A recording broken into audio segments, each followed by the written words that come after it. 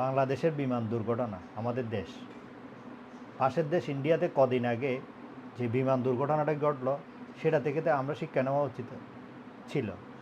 যে একটা হোস্টেলের উপর গিয়ে একটা বিমান পড়েছিল, এয়ার ইন্ডিয়ার যে বিমানটি, এরপরও এইরকম একটা ফায়ারিং স্কোয়াড যেখানে বিমান প্রশিক্ষণ নিতে হবে, এটা এত জনবহুল এরিয়াতে কিভাবে বিমান প্রশিক্ষণ নেয়?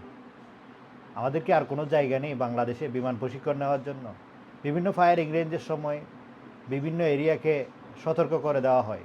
বিভিন্ন এরিয়াতে যখন অন্যান্য দেশের প্রশাসন বা অন্যান্য দলের সেনাবাহিনীর যখন ট্রেনিং হয়, তারা কিন্তু ঠিকই তাদের রেঞ্জগুলো বলে দেয় সবাইকে। এইরকম একটা বিমান যেখানে প্রশিক্ষণ নিতে হবে, এই জায়গায় এমন জনবহুল এরিয়াতে একটা স্কুলের পাশে উত্তরাতে, যেখানে পাশেই বিমানবন্দর, এখানে ট্রেনিং নিতে হবে, এরকম কোনো কথা?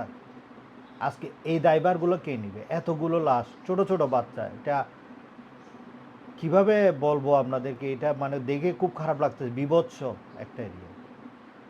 তারা ট্রেনিং করবে, তাও একটা এত ঢাকার মতো রাজধানীর উত্তরায় পাশেই বিমানবন্দর, এই জনবহুল এরিয়াতে কিভাবে একটা ট্রেনিং স্কোয়াড চালু হয়? একটা বিমান ট্রেনিং করবে, সেটা কোনো সাগরের পাশে হতে পারে, কোথাও একটা নির্দিষ্ট এরিয়া রেঞ্জের ভিতর হতে পারে, এইরকম একটা জনবহুল এরিয়াতে বিমানের ট্রেনিং, এটা কিভাবে সম্ভব? কিভাবে মেনে নেওয়া যায়? এটা তো একটা পরিকল্পিত প্ল্যান ছাড়া কিভাবে বিমানের ট্রেনিং এখানে দেওয়া হয়?